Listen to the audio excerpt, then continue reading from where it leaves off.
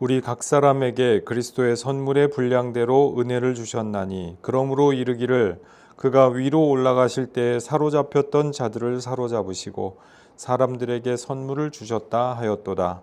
올라가셨다 하였은즉 땅 아래 낮은 곳으로 내리셨던 것이 아니면 무엇이냐. 내리셨던 그가 곧 모든 하늘 위에 오르신 자니 이는 만물을 충만하게 하려 하심이라. 아멘. 우리 지난주 말씀에서 에베소서 4장 그 서두 부분을 우리가 함께 말씀을 나눴죠. 하나님께서 우리 교회를 하나된 교회, 이미 하나인 교회로 부르셨고 한 분인 주님께서 하나인 교회로 부르시고 하나로서 이 세상을 섬기도록, 이 세상의 복음을 증거하도록, 그래서 하나됨을 힘써 지키라. 이와 같은 이제 사도 바울이 권고를 하는 모습을 우리가 보았는데요.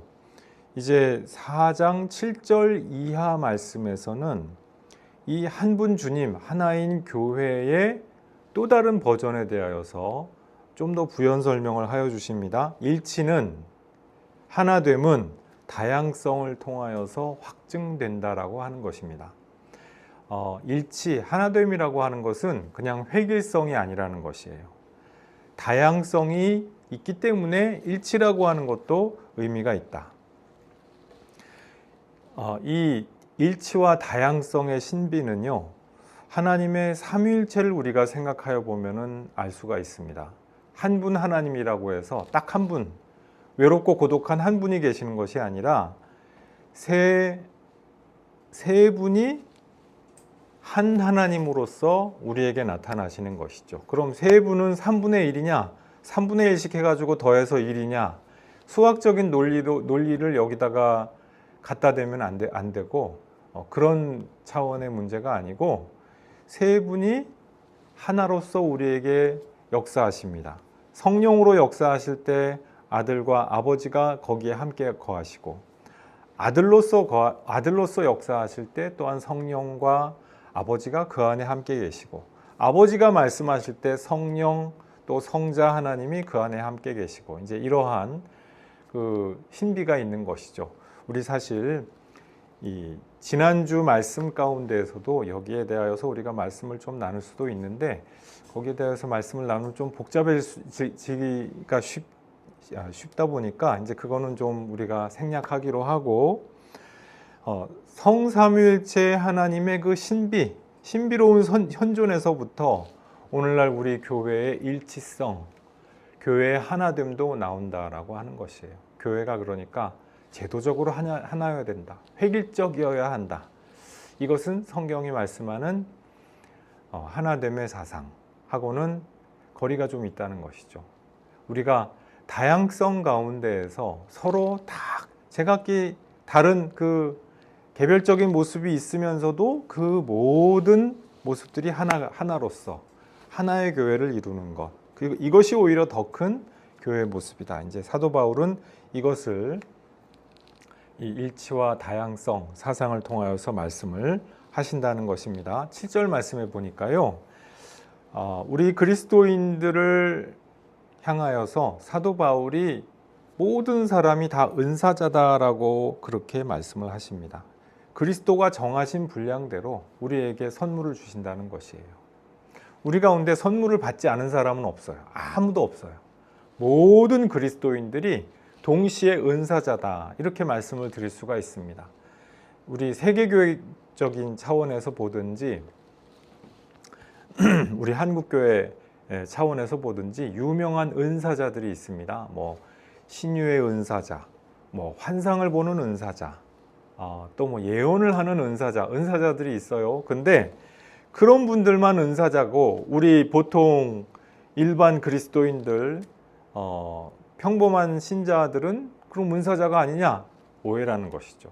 모든 사람들이 하나님의 그리스도께서 정하신 그 분량대로 은사를 받고 있는 은사자다 라고 하는 것입니다. 다만 누구나가 다 베드로가 될 수가 없죠. 누구나가 다 요한이 될 수가 없죠. 누구나가 다 바울이 될 수가 없고 야고보가 될 수가 없는 것이에요. 내가 베드로가 아니니까 기분 나빠서 난 그리스도인 안 할래. 우리 믿음 생활은 그런 것이 아니라는 것이에요. 베드로가 생각할 때, 나는 유식한 바울이 좋아. 나는 바울이 될 테야. 아니죠. 그런 게 아니에요. 바울이, 나는 교회 반석이 될 테야. 난 베드로가 돼야지. 그렇습니까? 아니에요. 그 베드로가 이 성경에서 우리 보면 좀 코믹한 역할을 담당하는 분이잖아요. 그렇게 생각이 되잖아요. 막 예수님한테 저도 걷게 해주세요. 무리를 걷게 해주세요 했다가 막 물에 풍덩 빠지기도 하고 막 저 아닙니다. 아닙니다. 아닙니다 하다가 나중에는 저 사랑해요. 사랑해요. 사랑해요. 막 이런 약간 좀 그 생각해보면 약간 코믹한 캐릭터가 있는 분이라는 것이죠. 좀 친근하고 정겨운 분이죠. 근데 베드로가 가지고 있는 그 신앙의 커리어라고 할까요? 신앙 역정이라고 할까요? 이것을 보면은 모든 것들을 다 포용하고 품는 그런 스토리를 가지고 있죠. 그래서 이제 베드로 전서, 베드로 후서를 보면은 당대까지 있었던 율법주의, 바울주의, 또 유대인들의 그 정통신앙, 이 모든 것들을 다 표현해서, 다 포용해서 하나로 표현하려는 그러한 의도를 읽을 수가 있습니다. 베드로전서의 사도 베드로가 계시지 않겠어요? 이러한 역할은 바울이 할 수가 없는 영역이죠. 그래서 이제 2세기, 3세기 고대 교회를 보면은요, 사도 베드로가 가지고 있는 이 독특한 포지션 때문에 정말 이 사도 베드로는 교회의 기둥과 같은 역할을 합니다. 베드로의 그 포지션이 없었다면 2세기, 3세기에 정말 교회가 반석처럼 서지 못했을 거예요. 영지주의와의 투쟁 속에서 베드로의 그 포지션이 엄청난 위력을 발휘합니다.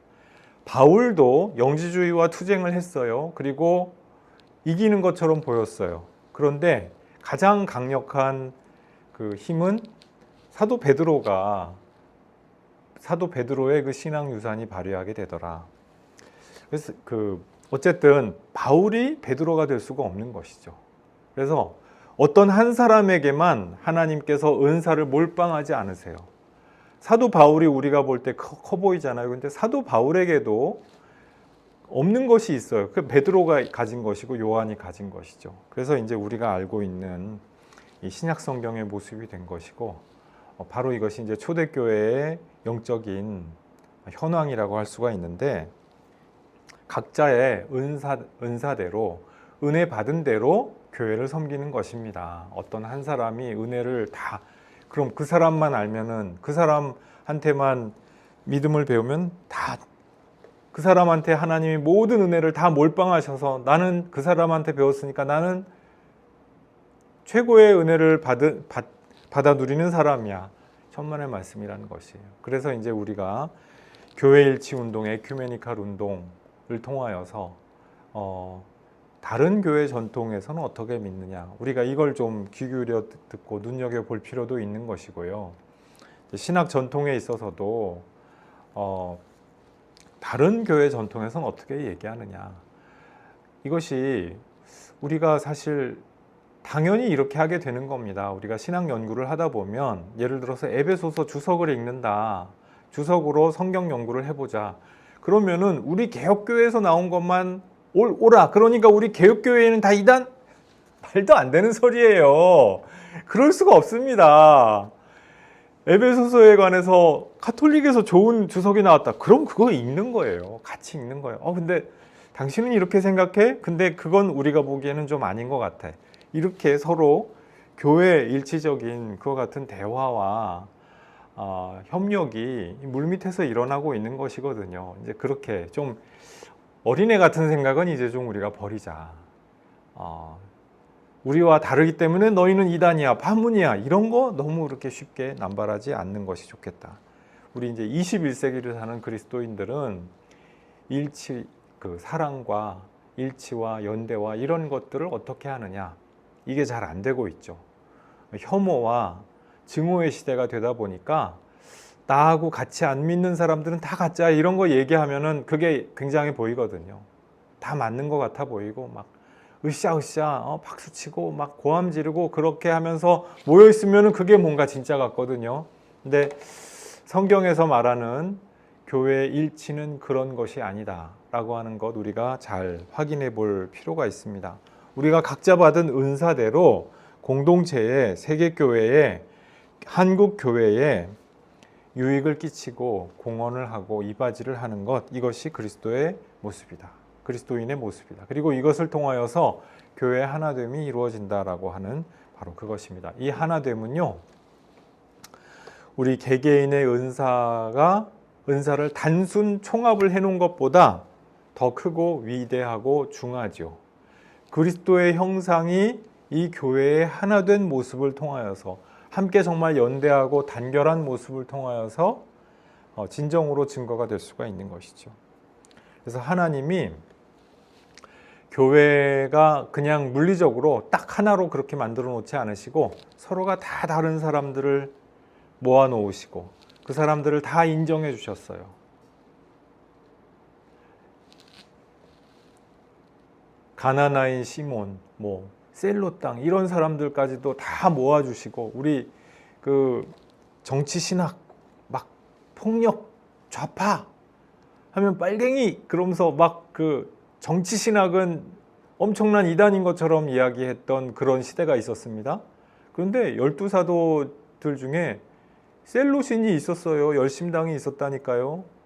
다 그 사람까지도 다 불러 모으시고 그것을 통하여서 하나님의 영광을 드러내게 각자의 이 다양성을 통하여서 일치를 이루는 법을 훈련하기를 원하시는 것이죠.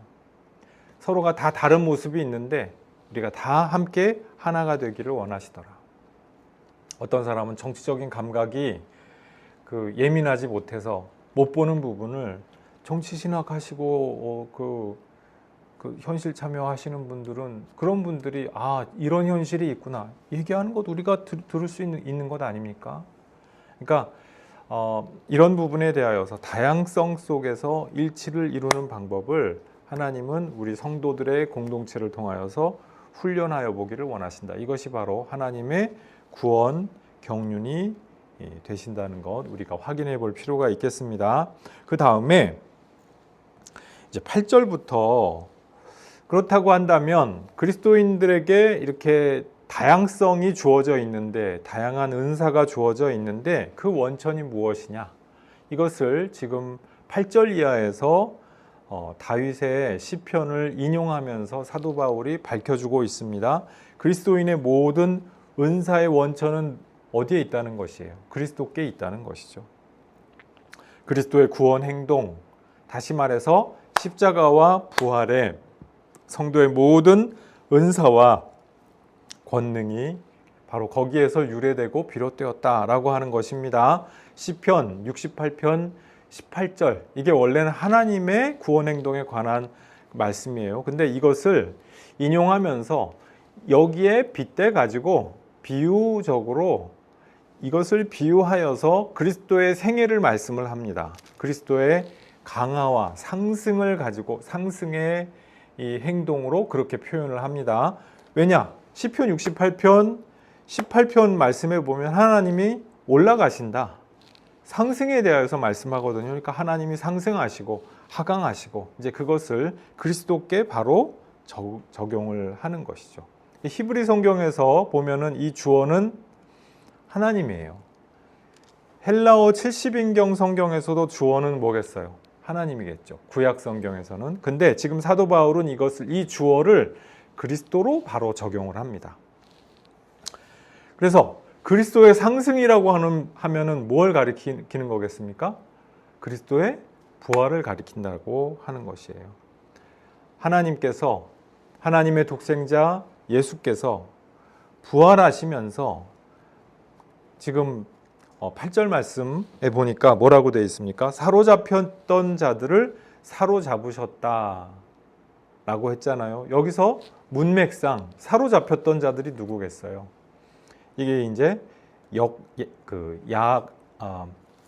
악한 영적 권세들을 가리키는 말씀이라는 것이죠. 악한 영적 권세들이 하나님과 대대적인 대결을 해가지고 이미 한번 져서 지금 쫓겨난 상태예요. 이미 쫓겨났는데 그들에게 대하여서 최종적인 승리 선언을 부활을 통하여서 하셨다. 지금 그것을 말씀을 하고 있다는 것이에요. 우리 에베소서 2장 말씀에 보면은 악한 영들을 뭐라고 부르죠? 공중권세 잡은 자들이라고 부르지 않았어요? 공중권세. 악한 영들이 어디에 있다? 땅 밑에 있다? 공중에 있다? 에베소서 2장 말씀에 따르면은 악한 영들은 공중에 있다는 것이에요. 우리가 생각할 때 악한 영들은 지옥에서 막 그 지옥으로 떨어지는 영혼들을 막 괴롭히고 그럴 것 같잖아요. 이게 이제 동서고금을 막론하고 내세에 대해서 갖고 있는 어떤 스테레오 타입 같은 판에 박힌 생각이죠. 지옥에 악령들이 있다. 근데 성경에서는 그렇게 말씀을 한 적이 없어요. 지옥 땅 밑에 악한 자들이 있고 악한 영들이 있고, 성경은 그렇게 말씀을 하지 않더라. 땅 밑에 지옥이 있어서 거기에 악한 영들이 있다고 말한 적이 없더라는 겁니다, 여러분. 그래서 지금 악한 영들이 공중에 있는데 이 공중에 있는 악한 영들에게 주님이 뭐라고요? 승리를 선언하시고 보좌에 앉으셨다는 것이죠. 우리 앞에 말씀 다시 보지는 않겠습니다만 2장에서 그 말씀을 하셨다는 것이에요. 그리고 이제 이 부활 사건을 통하여서 승리를 선언하시고 그 부활 승리를 통하여서 당신의 사람들에게, 온 세상 사람들에게 선물을 나누어 주신다. 영적인 유익을 나누어 주셨다라고 하는 것입니다. 자, 그 다음 9절의 말씀을 보니까요. 9절 말씀에서 뭐예요? 올라갔다 하셨은즉 내려오셨다는 것이 아니냐. 사도 바울이 지금 이렇게 말씀하죠. 예수의 상승은 강화를 전제로 한다는 것이에요. 강화가 먼저 있었기 때문에 상승도 있다. 우리 이것을 흔히 이야기하는 말씀으로 뭐라고 하죠? 예수 부활이 있었다는 것은 무엇이에요? 십자가 죽음이 먼저 있었다는 그 말씀 아니에요? 그죠? 그런데 이 9절 말씀이 사실은 조금 난해 구절로서 통했던 부분입니다. 교부 시대에는요, 대부분의 교부들이 이 예수의 강화를 어떻게 해석했느냐? 그리스도 지옥 강화라고 그렇게 해석을 했다는 거예요. 그리스도께서 지옥으로 강화하셨다는 것이에요. 이 사람들의 고대와 중세의 이 서방교회, 동방교회에 가지고 있었던 그 생각이 바로 그것이었던 것이죠. 당시에 사람들의 흔한 대중적인 세계관이 땅 밑에 지옥이 있을 것이다. 연옥도 있고 지옥도 있을 것이야. 오늘날 우리가 생각할 때는 그럴까? 좀 의심을 해볼 법한데 신구약 중간기에도 그렇게 정확하게 나와 있지 않고 성경에도 지옥이 땅 밑에 있다라고 기록되어 있지 않아요. 그런데 이것을 지옥이라고 해석을 했던 것이죠. 당시의 세계관이 그랬으니까. 오늘 본문 말씀, 자 9절 말씀 다시 한번 읽어보겠습니다. 9절 말씀 다시 한번 한 목소리로 읽어보겠습니다. 시작. 올라가셨다 하셨은즉 땅 아래 낮은 곳으로 내리셨던 것이 아니면 무엇이냐. 땅 아래 낮은 곳이 어디예요? 우리가 딱 생각할 때 이거 지옥이다 싶잖아요. 지옥이다. 그렇죠? 그런데 그 말씀이 아니라는 거예요. 이게 우리 이제 본문 말씀이 땅 아래 낮은 곳이니까 땅보다 아래 더 낮은 곳이면 지옥이겠네. 이렇게 딱 생각이 되잖아요. 근데 그 말씀이 아니라는 것이에요. 여기서는 하늘과 대비되는 낮은 곳으로서 낮은 땅, 그 말씀인 거예요. 예. 땅보다 낮은 아래, 그러니까 지옥 이것이 아니고 이 낮은 땅, 이 낮고 천한 이 땅을 말씀한다 그 말씀이에요. 자, 그래서 이 낮은 땅에 그리스도께서 오셨어요. 성육신 하셨고 십자가 죽음을 겪으셨죠. 그래서 이것은 결국 낮은 곳에 내려오셨다라고 하는 것은 그리스도의 십자가 죽음을 가리키는 것으로 우리가 이해하면 좋겠습니다. 그리스도 지옥 강화는 사실은 엄밀하게는 의미가 다르다는 것이죠. 그리스도 지옥 강화, 우리 사도신경에서 원래 전 세계 교회가 지금 다 고백하는데 한국 교회만 유독 요 그리스도 지옥 강화 조항을 쏙 빼놨어요. 그게 뭐 어떤 정확한 신학적인 근거가 있었다기보다 뭐 역사적인 연구가 잘 돼서라기보다 그냥 우리 초대교회 한국 교회에서 당시에 그 미국 감리교회에서 그렇게 한번 뺐는데 그럼 우리도 빼보자 해가지고 뺐는데 그게 지금까지 이렇게 1세기를 계속 해오고 있는데 세계교회적으로 보면 우리가 한 구절이 부족하죠. 그래서 사실은 이것은 복원시켜 놓고 그 다음에 사실 그 나눠야 될 말씀인데 좀 아쉬운 부분이긴 합니다. 근데 그리스도 지옥 강화에 대해서 그러면 이것이 과연 성경적으로 막 엄청난 성경적인 근거가 있어서 지옥 강화했다는 건 연옥으로 간 것이고 막 이런 것이냐? 그건 또 아니더라는 말씀이에요. 제가 이 주제를 가지고 이제 학위 논문을 쓰면서 연구를 해봤기 때문에 아마 한국 교회에서 제가 이 주제를 가장 잘 알고 있는 사람 중에 하나가 아닐까 감히 그렇게 말씀을 드려봅니다만 세상에 얼마나 많은 석학들이 있으시겠어요. 하지만 이제 감히 제가 연구해 봤으니까 이제 드리는 말씀인데 제가 연구해 본 결과 그렇게까지 지옥 강화 조항, 그리스도 지옥 강화 이 조항이 성경적인 근거가 완벽한 건 아니더라. 하지만 사도신경에 원래 있는 조항이니까 그 의미를 좀 우리가 잘 살려서 새겨서 보면 되지 않을까. 그러니까 우리 좀 이걸 다시 좀 이 사도신경 조항을 좀 복원시켜 보자. 원문에 있었으니까 이제 그것이 저의 입장입니다. 어쨌든 오늘 본문 말씀 그 에베소서 4장 9절 말씀에서 땅 아래 낮은 곳이라고 하는 요것을 이것과 관련해서 크리소스톰이 그리스도의 지옥 강화를 이제 언급을 한다는 것이죠. 근데 이 지옥 강화를 언급을 하면서도 크리소스톰 교부도 이 표현은 결국 죽음을 의미한다. 이렇게 올바르게 또 해석을 합니다. 그러니까 교부들 중에서도 가장 이제 그 좀 건전한 성경 해석을 하셨던 분이다. 이렇게 말씀을 드릴 수가 있겠죠. 그래서 우리가 그리스도께서 내려가셨다는 것은 우리 인간 실존의 정말 심연, 그 밑바닥에까지 내려가셨다라고 하는 의미로 그렇게 이해하면 됩니다. 우리 인간의 모든 정말 밑바닥 차원이 있잖아요.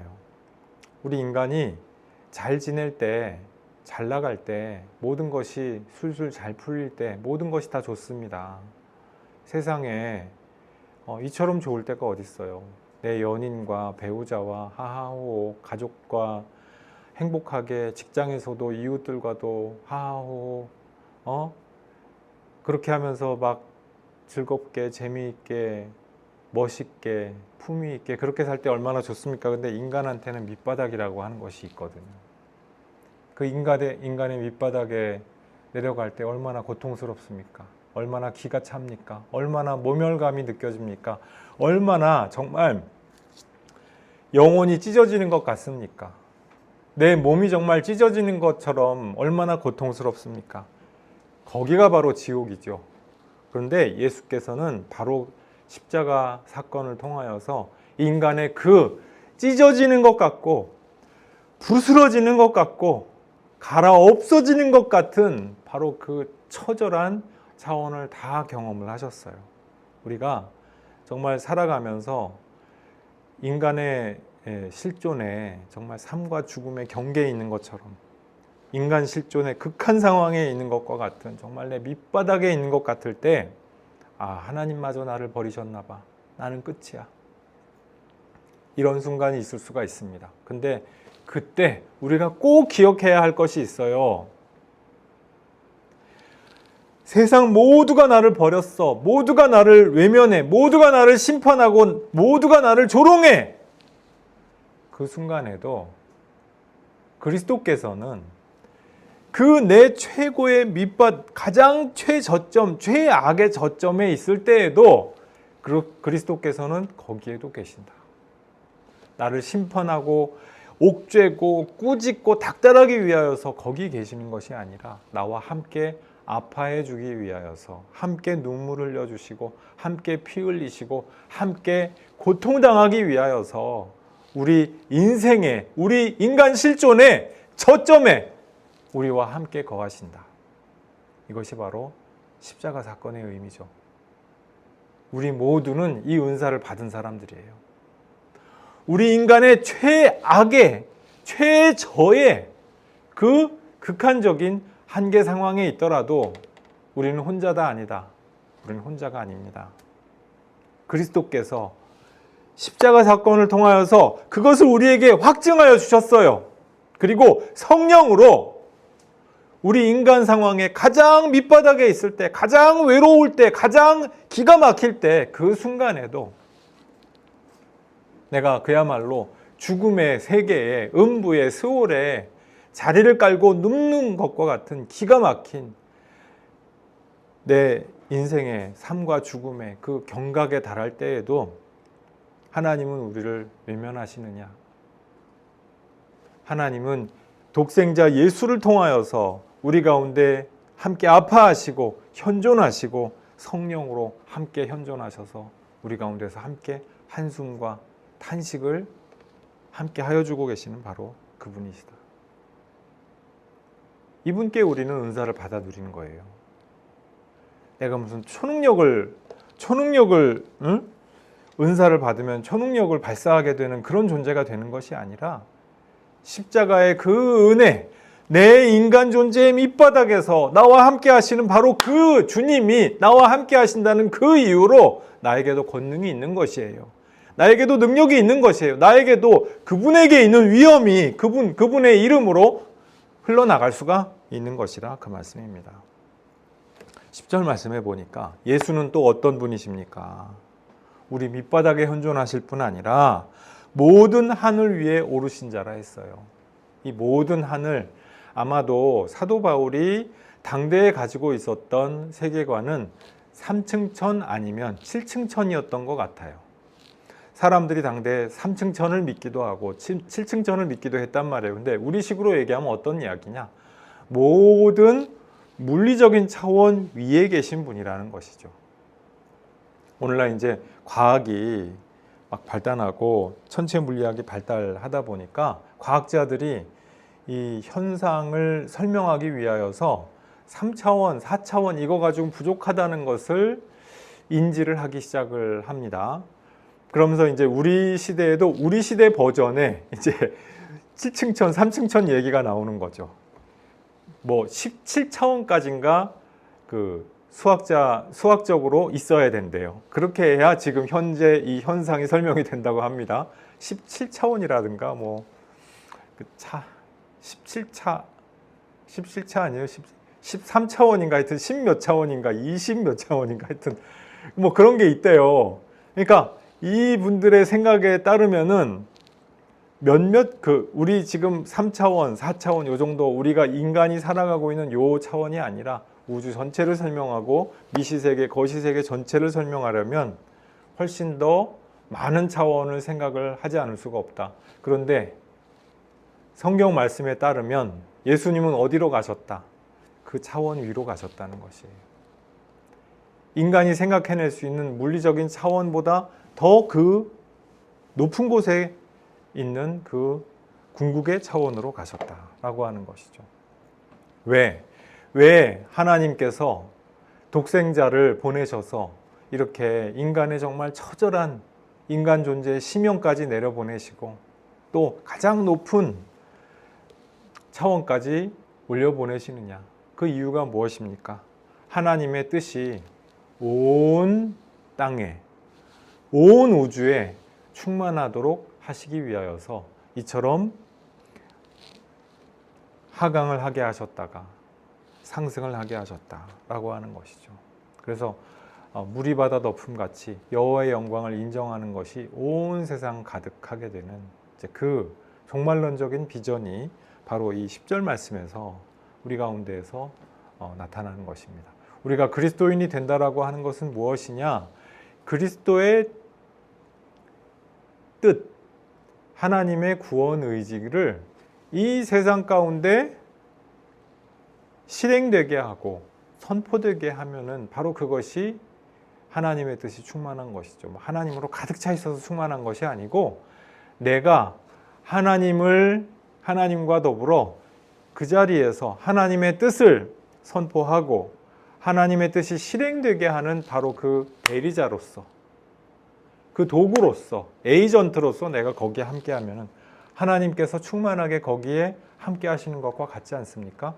그래서 교회가 이 온 세상 가운데 그리스도의 충만을 대변하는 존재로서 그렇게 부름받고 있다라고 하는 그 말씀입니다. 교우 여러분, 우리가 우리의 삶 가운데에서 하나님께 받은 이 그리스도의 은사를 가지고 이 세상에 하나님의 사랑으로 충만하게 하는데 우리가 부름받고 있음을 기억하십시다. 그리고 이 사랑의 충만이 온 세상에 정말 가득히 퍼질 수 있도록 우리의 모든 삶의 과정을 통하여서 그리스도가 그리스도 되게 하시는 교우 여러분들의 삶 모두 되시기를 주님의 이름으로 축복합니다. 기도하시겠습니다. 아버지 하나님, 한 분 주님으로부터 우리가 하나인 교회가 되었고 또한 이 하나인 교회에 주님께서 각양각색 다양한 은사를 선물하여 주셨습니다. 주님께서 주신 이 여러 가지 은혜, 주님께서 우리 인간 존재, 인간 실존의 처절한 심연 밑바닥까지 가셔서 그 모든 것들을 담당하시고 모든 것들을 다 겪으셔서 그리하여서 그 모든 것들이 변하여 축복이 되는 역사를 통하여서 우리에게 나누어 주시는 바로 그 은사요, 은혜라고 하는 것을 오늘 기억하여 보았습니다. 아버지 하나님, 우리가 거하는 곳이 하나님 주권이 진정으로 선포되는 그와 같은 하나님 나라가 성취되는 공간이 되도록 은혜 내려 주시옵소서. 우리는 부족하나 그러나 주님께서 우리와 함께 하실 때 주님께서 우리를 통하여서 말씀하여 주실 것을 믿습니다. 주님께서 우리와 함께 하실 때 하나님의 사랑이 이 세상 가운데 충만하며 주님의 구원 의지가 이 세상 가운데 충만하게 성취될 것을 믿습니다. 주님 함께하여 주시고 은혜 베풀어 주시옵소서. 감사드리옵고 예수님 이름으로 기도드리옵나이다. 아멘.